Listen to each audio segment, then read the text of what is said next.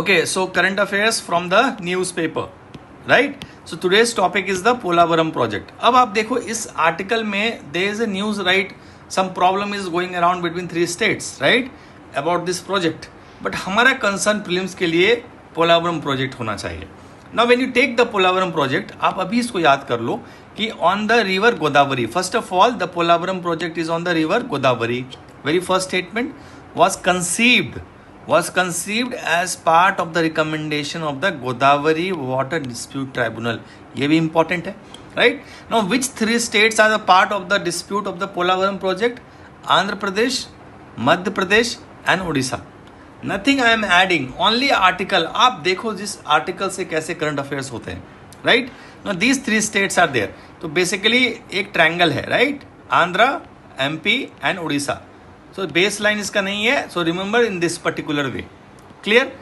अब आप देखो यहाँ पे entered into the agreement on 1980. बहुत पुराना प्रोजेक्ट है. Where the project has to be executed by Andhra Pradesh. ना this project has to be executed by the Andhra Pradesh. ना as per the Andhra Pradesh state reorganisation act pass by the parliament, the Polavaram project was declared as a national project. ये भी clear हो गया. देखो कितने lines मिलेंगे आपको. Then in response to the RTI query, the ministry of Jal Shakti said that the maximum height of the concrete dam of the Polavaram project measured from this and that, you can hear the cost and all, right? अब आपके सामने जो दो concern में the 2 rivers come from the Odisha, Sileru and Sabari, इसको आप याद रखोगे. And that's over. This is about the Polavaram project.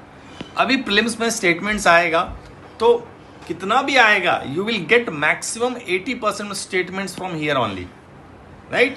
अभी एक स्टेटमेंट का हम रिस्क नहीं लेंगे because I am not UPSC, but definitely 80% of जो क्वेश्चन का पैटर्न है, जो फॉर्म आएगा, वो पोलावरम में इन स्टेटमेंट के बीच से ही आएगा, right? So this is how you learn anything from the newspaper.